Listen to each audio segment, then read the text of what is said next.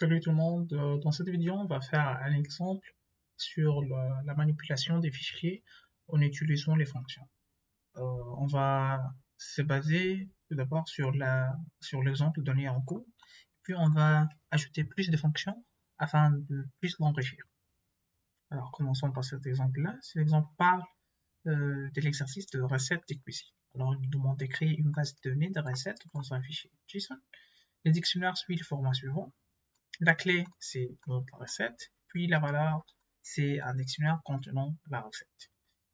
Donc, ce dictionnaire-là a comme clé ingrédients.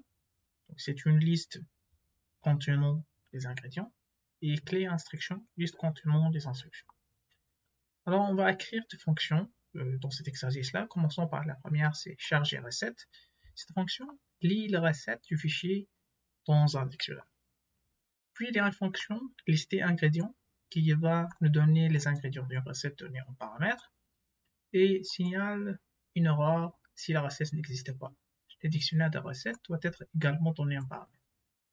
Et la troisième fonction, c'est ajouter recette. Donc c'est 4 paramètres, nom de la recette, liste d'ingrédients, liste d'instructions, dictionnaire de recette. Et celle-là signale une erreur si la recette existe déjà, sinon on rajoute la recette au dictionnaire et met à jour le fichier JSON. Alors, d'abord, on va commencer par la première fonction, c'est charger recette. Prenez comme habitude, lorsque vous êtes en train de faire un exercice sur le fichier, lorsqu'il vous donne un fichier, essayez d'ouvrir ce fichier-là et essayez de vous familiariser avec les données dans ces fichiers. Par exemple, le premier va nous dire charger recette. Lis les recettes des fichiers dans un dictionnaire. C'est un fichier JSON. Lorsqu'on ouvre cet exemple-là, on va trouver ces fichiers JSON dans lesquels il y a des dictionnaires de recettes. Donc, on peut lire quelques données afin de nous familiariser avec cet exercice-là. Alors, ici, donc vous voyez la recette. Alors, qu'est-ce qu'il contient ce dictionnaire-là? Comme clé, il contient le nom de la recette. Par exemple, cette clé-là, c'est une recette de gratin, je sais pas quoi, et puis steak tartare, et ainsi de suite. Il contient 3 recettes, et chaque recette a comme valeur un dictionnaire. Donc, cette première clé-là, elle a comme valeur ce dictionnaire-là. Ce dictionnaire, qu'est-ce qu'il a comme clé? Donc, il a comme clé ingrédient. Ici, vous voyez, ici, c'est juste les accents a été changé dans l'affichage. Ne vous inquiétez pas, ici, il s'agit d'un accent, ici, il y a un autre accent, et ainsi de suite. Alors, la première clé, c'est ingrédient. Et puis, elle a comme valeur liste contenant les ingrédients. Donc, vous voyez cette liste-là. Et comme instruction, il n'y a rien. Okay. Pour la deuxième, donc, il y a une liste des ingrédients, mais il n'y a rien comme instruction. Pour la troisième, il y a une liste des ingrédients, il n'y a rien comme instruction.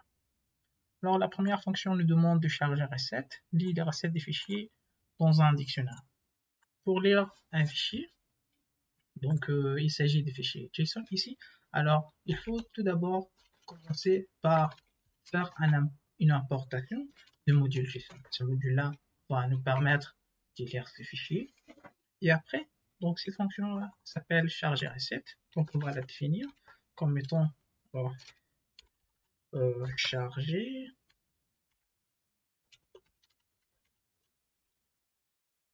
Cette fonction-là, donc elle va lire le recette du fichier dans un dictionnaire. Ok? Donc on va dire par exemple ici, l'énoncé est un peu ambigu, il ne nous a pas donné certains détails sur le fichier, comment il s'appelle et tout. Donc, mais dans un contexte d'examen, on vous garantit que ça sera plus détaillé, quels sont les paramètres et qu'est-ce qu'on va avoir ici.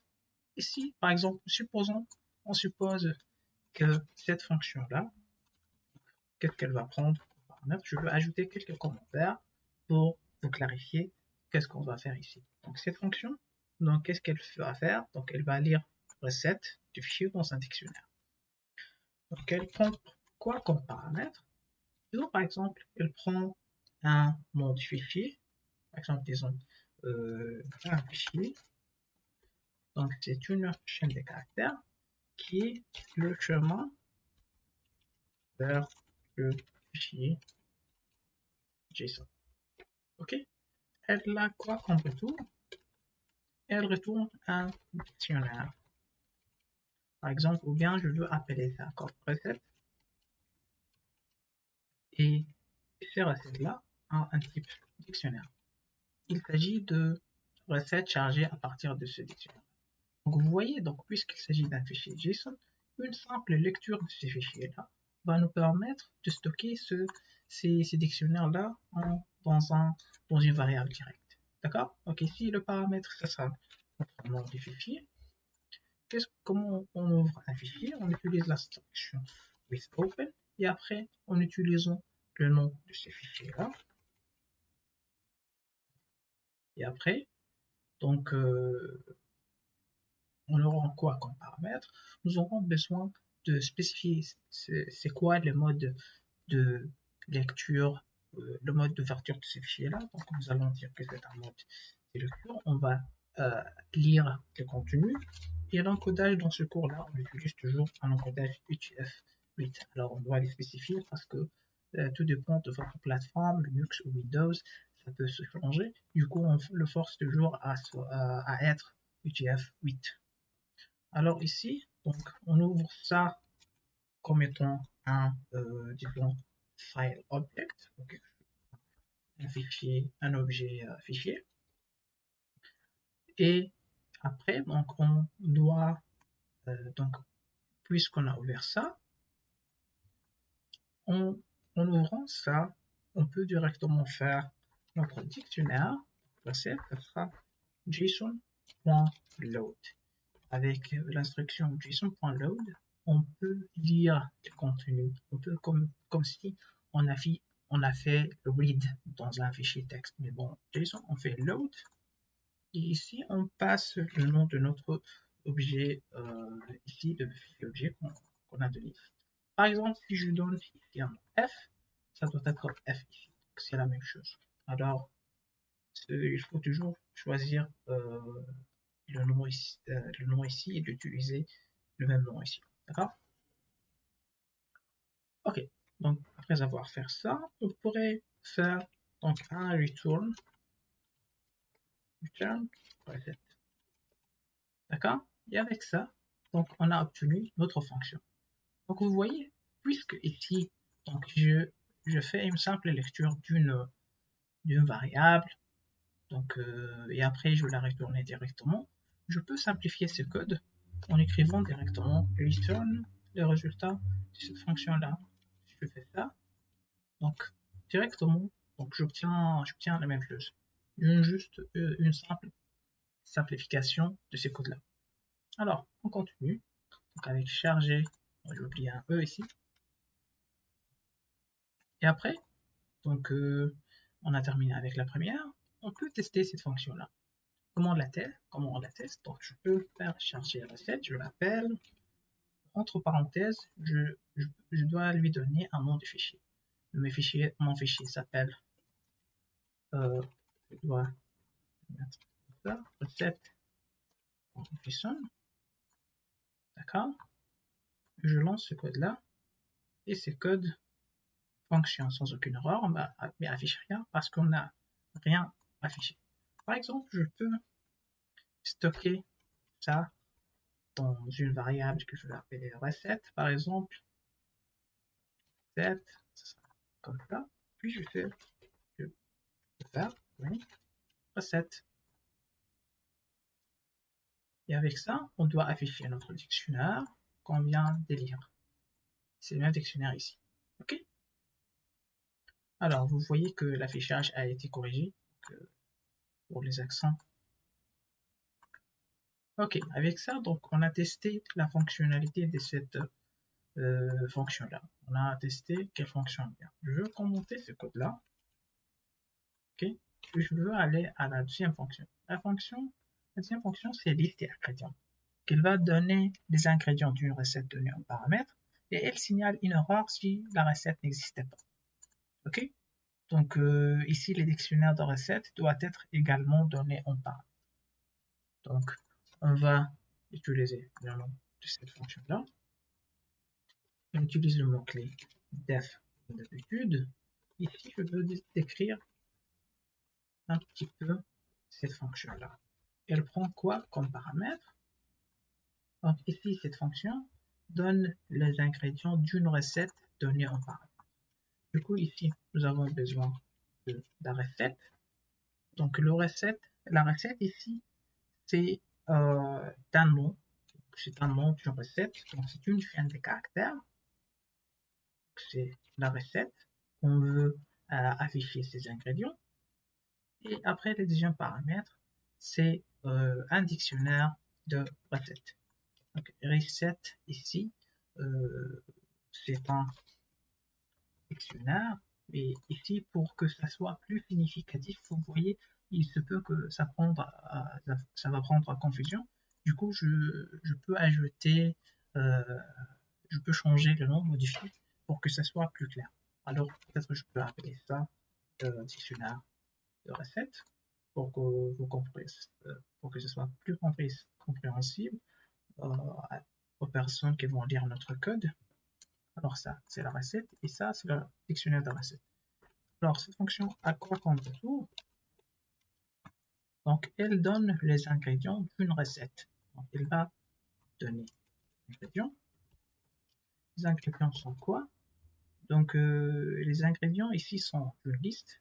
Du coup, on peut les lister comme étant une liste. Ok. C'est pas mentionné quel type on doit donner à ces retours-là, mais puisque dans l'énoncé, les ingrédients d'une recette sont stockés dans une liste, alors on va les afficher comme tel est. D'accord?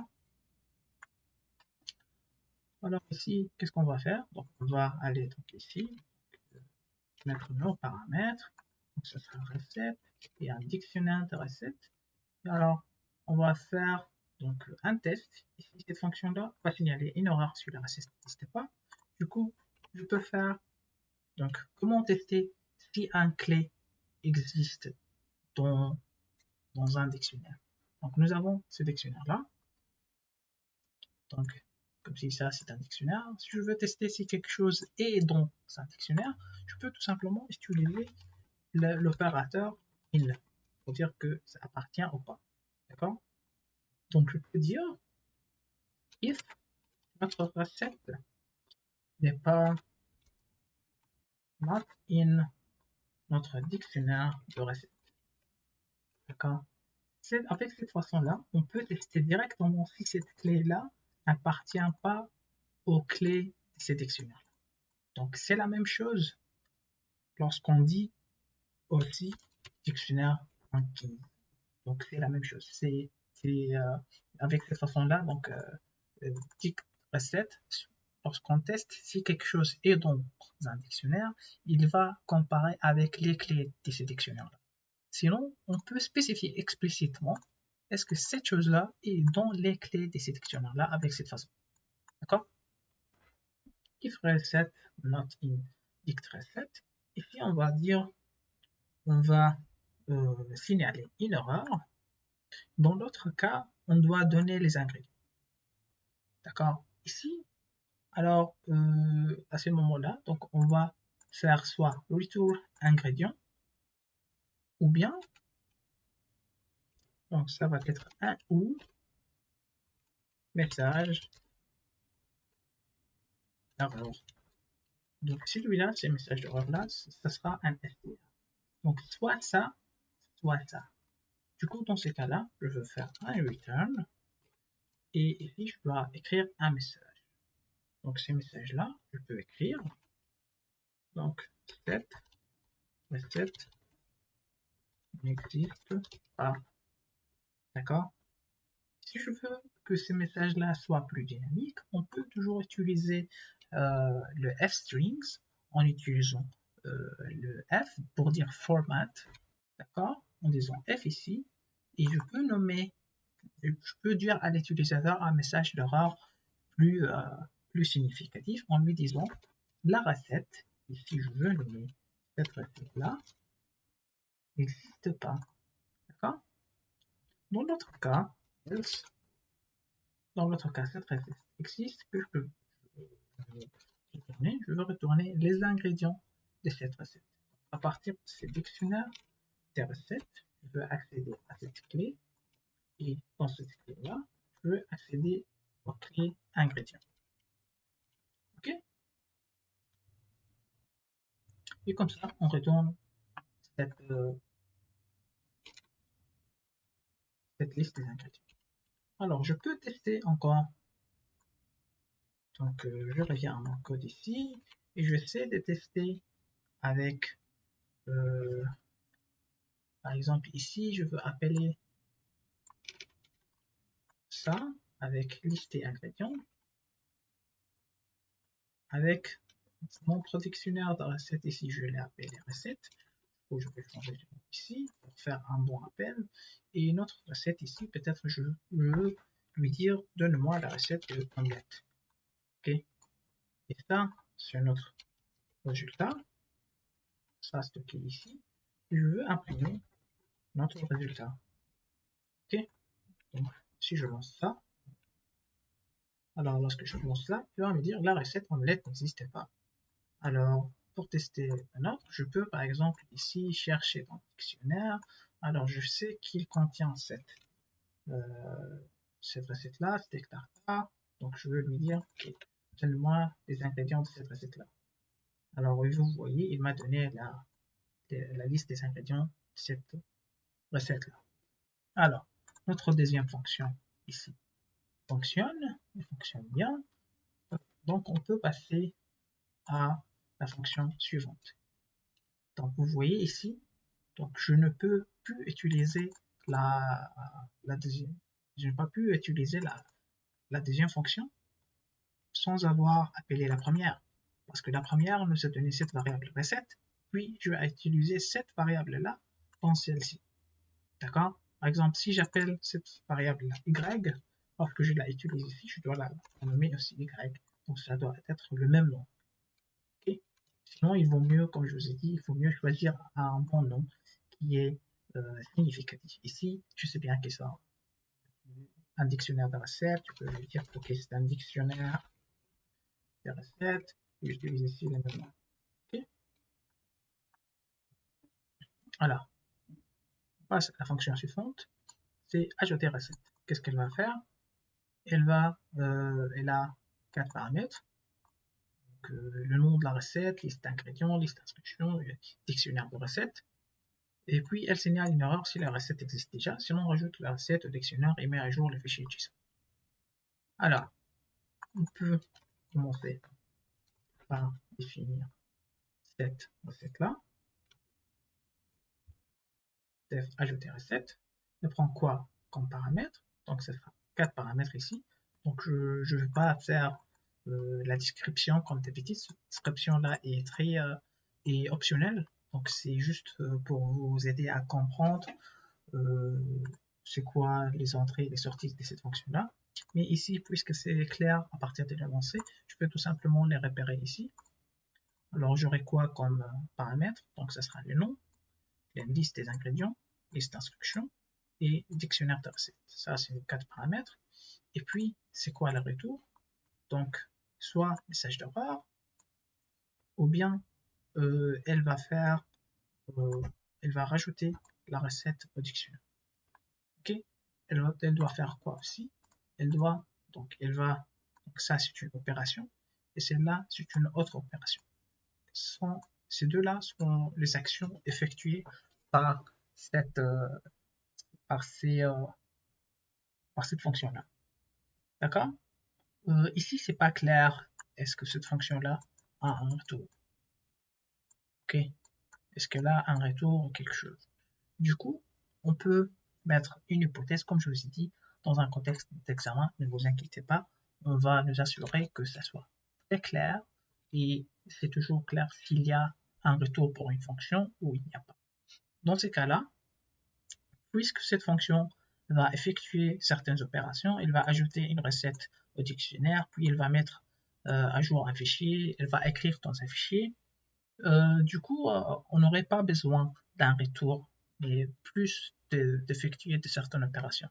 Et ici, la signalisation de l'erreur peut être sous format d'un message, simplement. Donc, un affichage d'un message. Du coup, ici, on va dire qu'il n'y a pas un 2.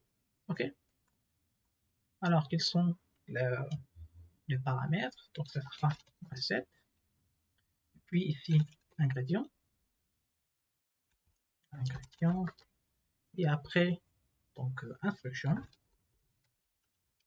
Et après, dictionnaire de recettes. Alors, ça sont 4 paramètres. Et après, qu'est-ce qu'on va faire? Donc, on va tester si notre recette est déjà dans notre dictionnaire des recettes. Dans ces cas-là, qu'est-ce qu'on va dire? Donc, on va imprimer. Donc ici, je vais utiliser les strings, la recette, cette recette-là, pour avoir un message plus significatif, existe dans le dictionnaire.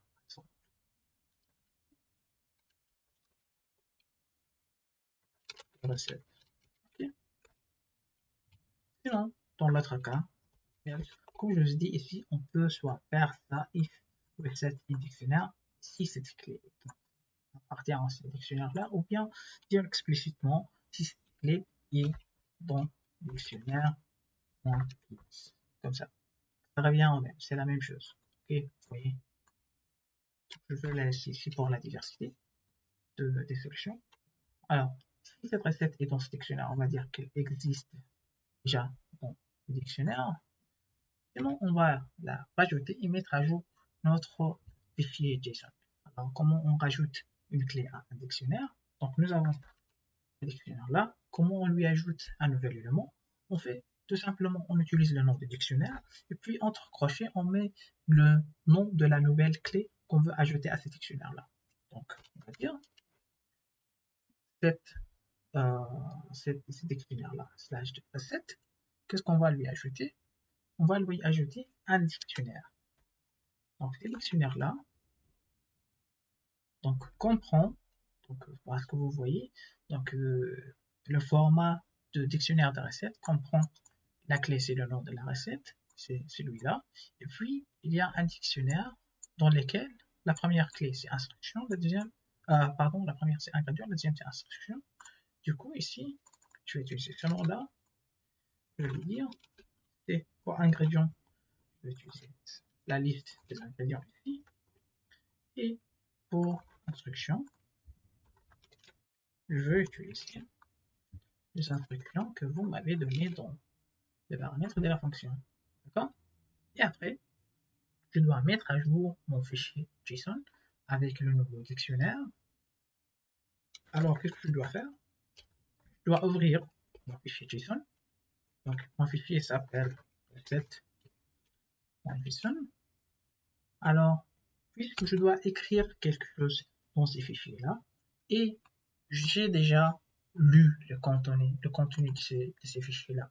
Mon contenu de ces fichiers existe déjà dans le dictionnaire recette. Du coup, et je viens de mettre à jour ce dictionnaire-là. Alors, je dois écrire dans ce dictionnaire-là et mettre à jour le contenu, puisque le contenu, puisque j'ai déjà le contenu stocké dans cette variable-là, du coup, je peux directement l'écrire dans ce fichier en écrasant le contenu qui existe déjà. Du coup, lorsque je fais en mode W, même si ça supprime le contenu, ça change pas, ça n'a pas un mauvais impact ici parce que nous avons déjà lu le contenu. Si nous n'avons pas lu les contenus déjà, on doit les faire, on doit lire le contenu, mettre à jour le dictionnaire, puis réécrire. Mais ici, puisqu'on a lu déjà le contenu, alors lorsqu'on va écrire, même si ça supprime le contenu déjà, donc ça ne donne pas un impact négatif. On va spécifier l'encodage, c'est as f, d'accord? Et puis on va faire ici, nous devons écrire le contenu ici dans ces fichiers-là. Donc, puisqu'il s'agit d'un fichier JSON, pour écrire dans ce fichier JSON, on fait JSON.dump et on écrit le nom des dictionnaires ou de la variable qu'on veut mettre dans le fichier. Et après, le deuxième paramètre, c'est le nom qu'on a donné à ces fichiers objets ici. D'accord? Donc, celui-là, le F. Si j'ai appelé ça F1, ça peut être F1. Si je l'appelais ça F comme dans le slide de cours, donc, pardon, c'est F obj, celui-là, ça peut être F obj. Ok, il faut choisir toujours le même nom. Ok, alors, et avec ça, donc on a fait toutes les opérations démontées par cette fonction. Signal ignorant, ou bien rajouter un recette dictionnaire et mettre à jour le fichier. Ok, donc on peut tester cette fonction. Par exemple, ajouter recette. Je veux donner, ici je veux appeler cette fonction-là avec une façon plus, disons, avancée. Donc en utilisant par exemple le mot-clé, comme recette, je vais donner disons, omelette. La liste des ingrédients, je vais dire œuf, lait, beurre, instruction, disons, mélanger, puis cuire, juste pour rendre ça simple. Et notre dictionnaire de recettes, ça s'appelle déjà, donc on a lu ce dictionnaire, on l'a appelé dictionnaire recette. Donc puisque ici je vais utiliser pour le premier paramètre, je vais utiliser un appel par mot-clé, du coup pour celui-là, je dois aussi utiliser un paramètre, un appel par mot-clé, sinon ça ne peut pas être le dernier élément. Donc ici, je vais faire OK. Donc je lance ce code-là, puis je reviens à mon fichier. Alors, vous voyez que le fichier a été changé. Il est écrit différemment. Pourquoi ça a été écrit différemment? Parce qu'on a vu dans le cours que dans le fichier JSON, il y a un paramètre qu'on peut lui ajouter pour que ces fichiers-là soient écrits avec d'une façon plus jolie. Ici, je vais juste formater avec VS Code pour nous aider à identifier le besoin. Vous voyez que ça a été ajouté omelette à la fin. Vous voyez qu'il y a un omelette. Ce paramètre que je viens de vous parler, c'est dans le JSON dump. Généralement, dans les contextes des examens, on va vous dire de spécifier un certain indent ici. Donc, c'est le niveau d'indentation. Par exemple, disons le niveau d'indentation égal à 4. D'accord? Ici, je peux relancer ce code-là. Qu'est-ce qu'il va me dire? Il va me dire que la recette omelette existe déjà dans le dictionnaire de recettes. Dictionnaire recette, il manque un E ici. D'accord? Parce que ici, ça a été dans notre dictionnaire. Si je supprime cette recette de mon fichier JSON, je relance ce code. Alors, je vois encore une autre fois que la recette a été ajoutée. Vous voyez? Donc, si je sais donc, un autre appel de cette fonction-là, je peux éliminer tout simplement le mot-clé. Je peux directement écrire ça. D'accord? Je lance le code. Ça va me dire, OK, que cette recette existe déjà. Qu'est-ce que je veux dire? Par exemple, omelette au fromage, notre recette. Je veux juste tout simplement dire OK, je lance le code. Je vais à mon fichier. Donc, vous voyez, il y a omelette ici, il y a omelette au fromage. Okay. Alors, qu'est-ce que je peux ajouter ici? Donc, il y a souvent dans les exemples qu'on vous donne dans le cours, vous trouvez souvent l'écriture if name égale main. Et l'écriture, c'est plus gardé ici. Donc, juste une petite remarque à propos de cette écriture-là, qu'il s'agit d'une écriture plus optionnelle dans ce cours-là. Donc, elle va nous permettre simplement de garder la partie du programme principal.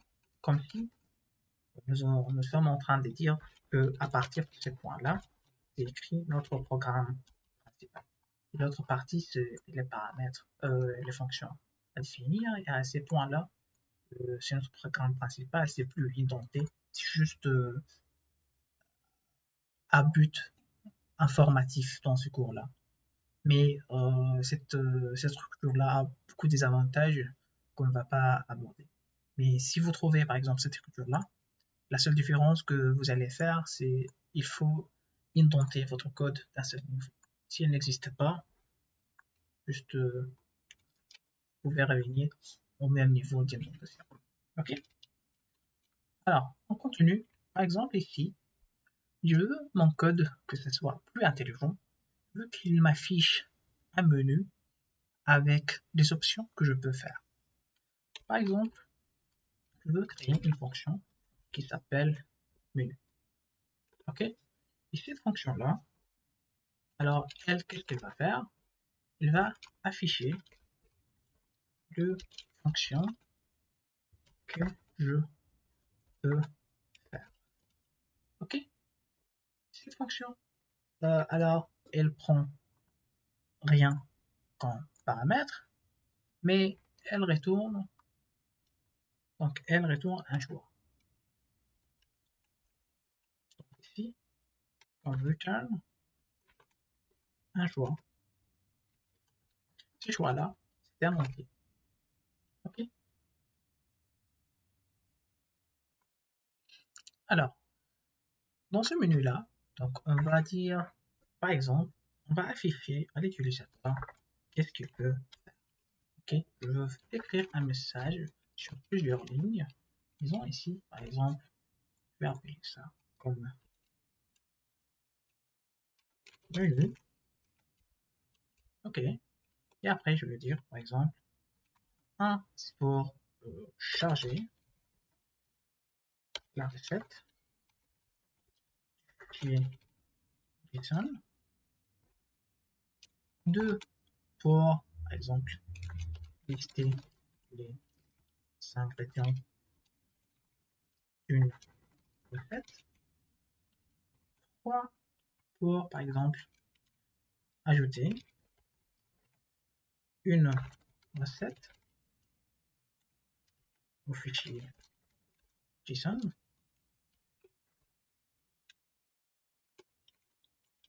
Commençons par ça. Ok. Et après, qu'est-ce qu'on va faire? On va dire, par exemple, on va faire choix, c'est input, dire à l'utilisateur choisir une option. Ok. Et après, on va retourner ces choix-là.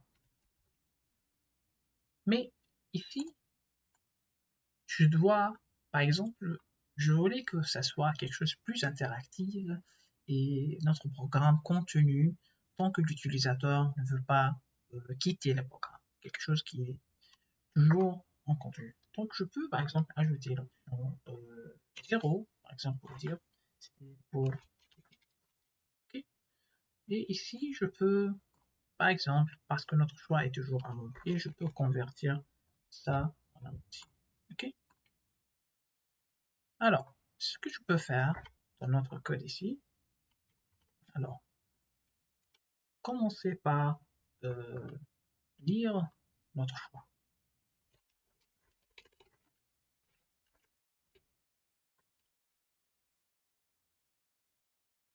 Input, ou bien, par exemple, je peux par exemple mettre mon choix comme étant la chaîne de caractères. Et après, tant que l'utilisateur white choix est différent de 0, qu'est-ce que je peux faire? Je peux mettre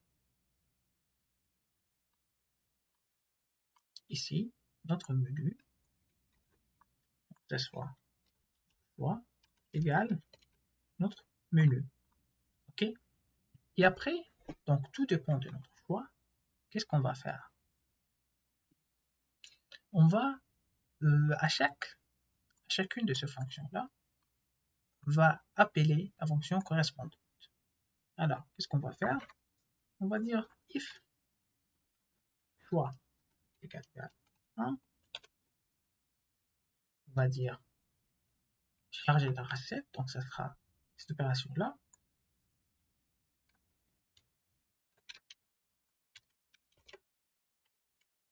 Elif choix égale 1, égale 2 pour nous. Donc ça sera lister ingrédients.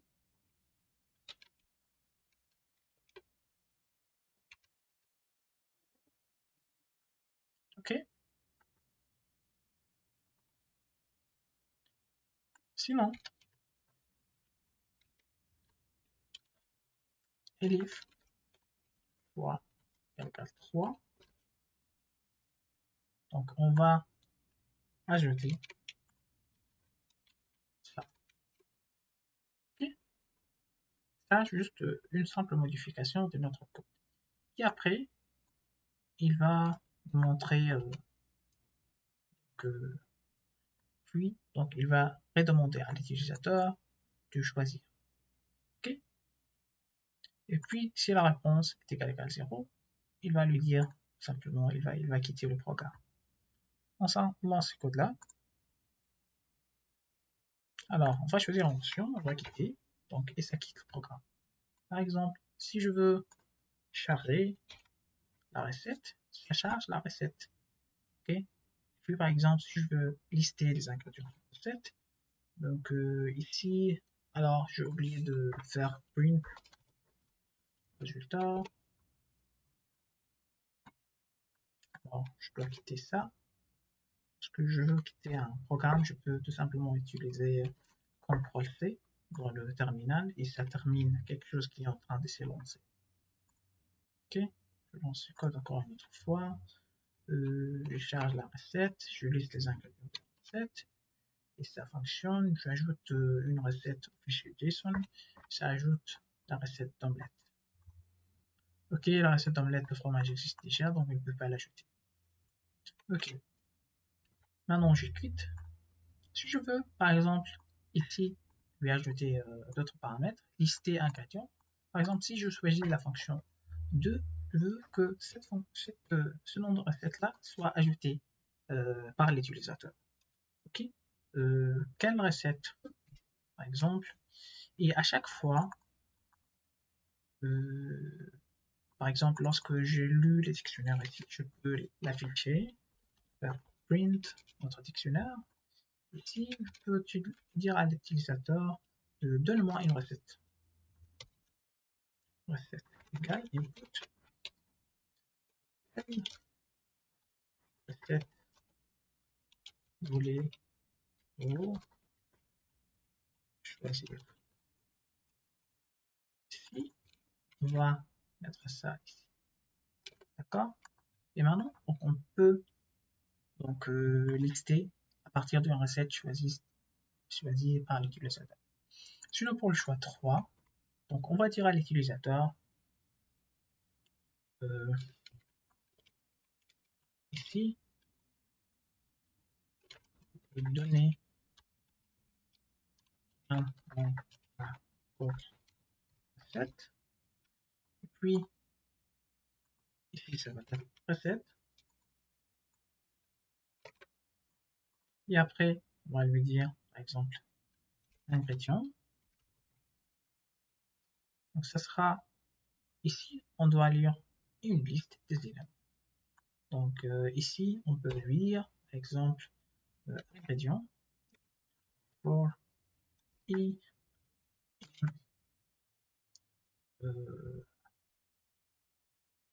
range, par exemple, 5.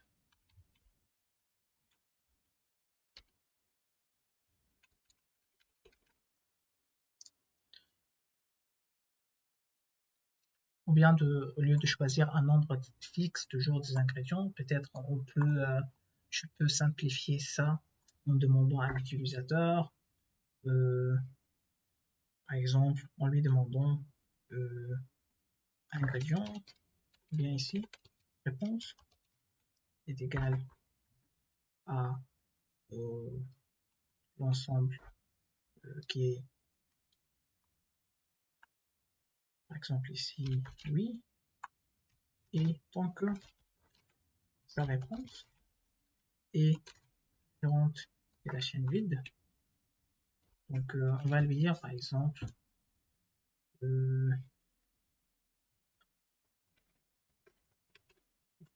en ingrédient,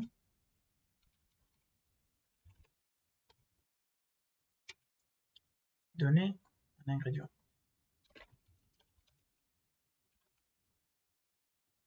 Si je veux ajouter un espace, donner un ingrédient, puis qu'est-ce qu'on va faire? Ici j'aurai besoin d'une liste des ingrédients dans laquelle je veux stocker cette liste là. Qu'est-ce que je peux faire? Donc ingrédient, donner un ingrédient, et if ingrédient est différent de rien, qu'est-ce que je peux faire? Ingrédient, la liste, append cet ingrédient. Ok. Et ici, au lieu de réponse, par exemple, je peux faire ça, ce sera notre ingrédient.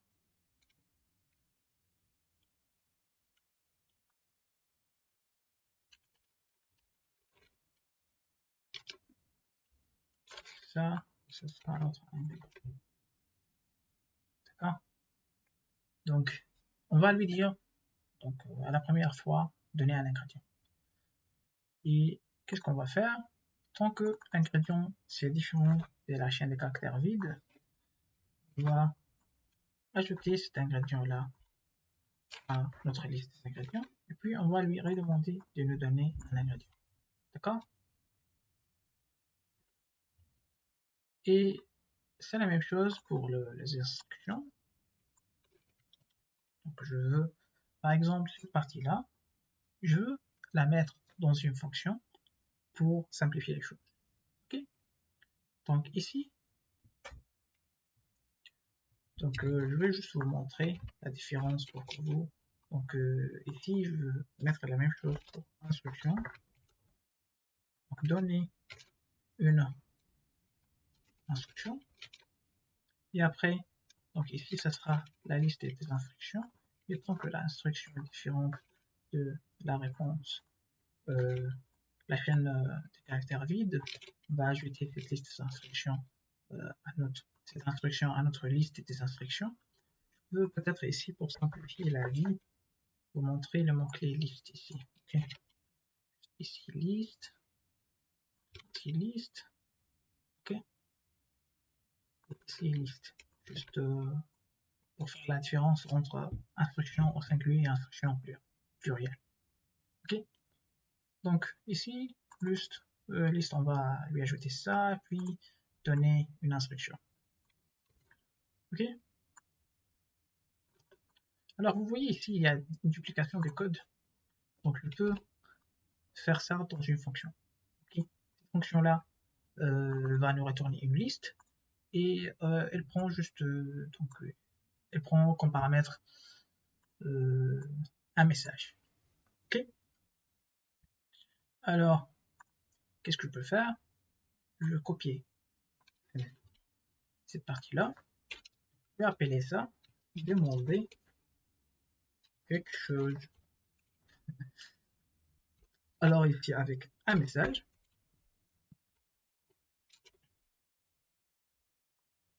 Pourquoi ici ça n'a pas été affiché? Et avec un message, et ce message-là, ça va être ici comme ça. Donc on va dire ces messages. Et ici on va dire ces messages. Ok, on corrige ça pour que ce soit avec la bonne indentation. donner quelque chose, ok, ou bien demander plusieurs fois, ok, demander plusieurs fois avec ces messages-là. Alors, ce sera ici une autre chose. Je vais appeler simplement instruction. On va appeler par exemple ça A. Ça sera ici la liste de A.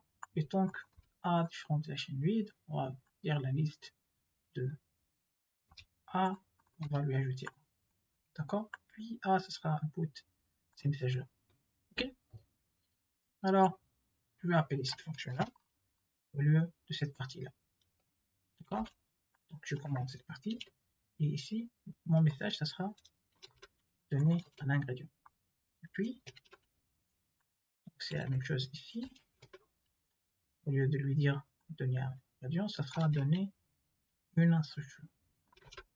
Ok? Et ça sera stocké dans cette liste des ingrédients. Et celle-là sera stocké dans la liste des instructions. Ok?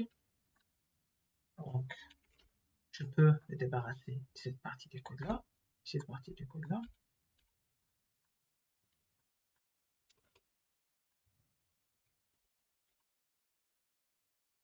Et maintenant, je peux ajouter cette recette. Donc, ajouter recette, donc ce sera le nom de cette recette. Et après, donc, la liste des ingrédients. Et la liste des instructions. Et notre dictionnaire de recettes.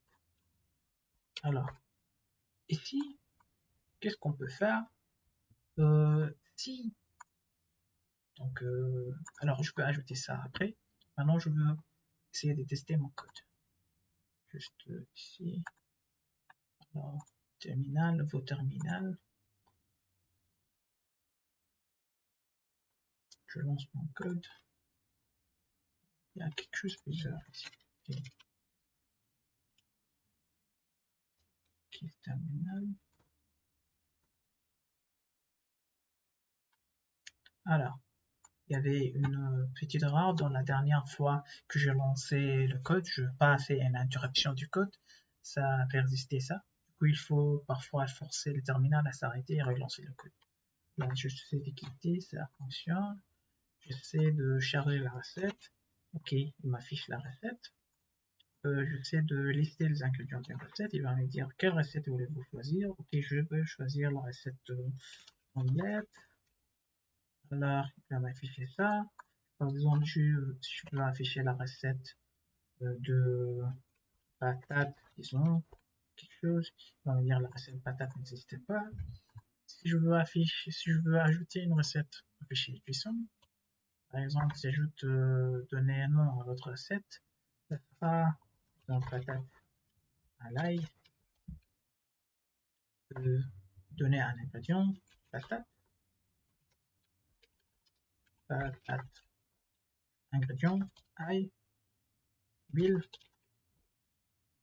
et disons, c'est tout. Donner une instruction, cuire, et c'est tout. Je sais pas comment faire la patate à l'ail, c'est pas grave, c'est juste à titre d'exemple ici. Alors, on a terminé. Peut-être je peux jeter un coup d'œil sur mon fichier de recette. Je vois à la fin qu'il y a patate à l'ail qui a été ajoutée. Mais pour les ingrédients, il y avait nul. Les instructions, il y avait nul. Peut-être j'ai mal sauvegardé les ingrédients et les instructions. Je vais jeter un coup d'œil ici. Qu'est-ce que j'ai? Alors, liste ingrédients. Ici, liste ingrédients. Liste instructions. Donc, elle va demander plusieurs fois. D'accord, puis c'est ça le problème, parce que j'ai oublié de faire un return ici, d'accord? Parce que ma fonction ici, elle va faire, donc demander plusieurs fois, donc elle prend comme paramètre, ça c'est le message, c'est une chaîne de caractères, et elle retourne quoi? Parce que ici vous voyez que lorsque j'essayais de faire ça un petit peu vite, j'ai oublié que cette fonction-là doit retourner quelque chose. Il faut éviter ça, c'était une mauvaise pratique, donc il faut il faut toujours s'habituer à, avant de déclarer une fonction, d'essayer d'y lister quels sont les paramètres à voir et c'est quoi le retour. Et ce sera la liste à obtenir. Ok, la liste de quelque chose qu'on a donné. Donc à la fin, je vais faire return cette liste A. Ici, donc dans mon code, je vais quitter, j'aurai lancé ça. Donc choisir une option. Dans mon code ici, je vais supprimer dans mon fichier JSON, je veux l'ouvrir juste à la côté droite ici. Donc, je vais supprimer la patate. Ok. Et dans mon code, je veux ajouter une recette. Bien, pardon, ici, je peux essayer de choisir ici. Yes, yes. Alors, je veux commencer toujours par charger la recette. Et après, je veux ajouter un élément, une recette. Et ça va être recette, par exemple, burger, ingrédients, viande hachée,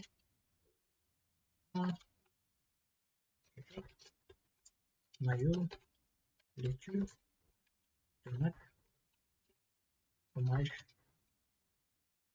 Et c'est tout. Par exemple, ici, cuire la viande.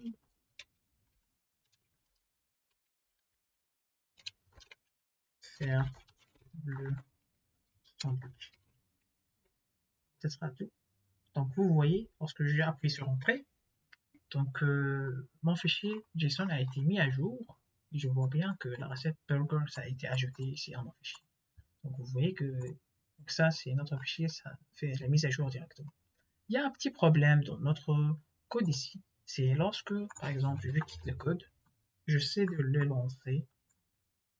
Par exemple, directement, j'essaie de lister les ingrédients d'une recette. Je veux, par exemple, dire, donne-moi la recette omelette. Une erreur va apparaître. Cette erreur-là est définie à quoi? Parce que, en fait, le dictionnaire est vide. Le dictionnaire n'était pas chargé. Du coup, comment corriger ça? Je peux, par exemple, cette variable-là, je peux la initialiser ici, comme étant le dictionnaire est vide. Okay. Et après, donc, dans les autres instructions, lorsque j'essaie, à chaque fois, lorsque, par exemple, j'appelle une autre fonction et le dictionnaire n'est pas encore chargé, ça doit engendrer une erreur. Il va me dire, OK, le dictionnaire n'a pas été encore chargé, on ne va pas effectuer cette opération-là, pour ne pas perdre les données qu'on a dans ce dictionnaire-là. Alors, ici, peut-être, je peux dire if la longueur de ce dictionnaire-là est, par exemple, strictement supérieure à 0, on va faire ça. Else, on va dire print erreur, il faut charger le dictionnaire. D'accord? Ici, on va faire la même chose ici.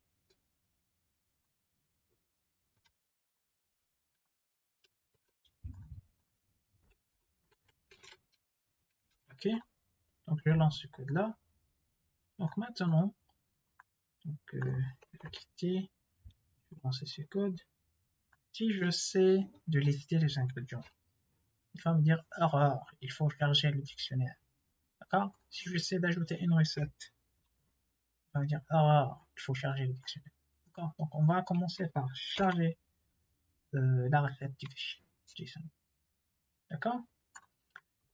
Alors, espérons que cet enrichissement de cet exercice-là vous a aidé à assimiler quelques notions plus avancées dans ce cours-là. Et espérons que ça va vous aider à bien faire votre examen final. Bon courage à tout le monde. Si vous avez des questions, n'hésitez pas à m'écrire.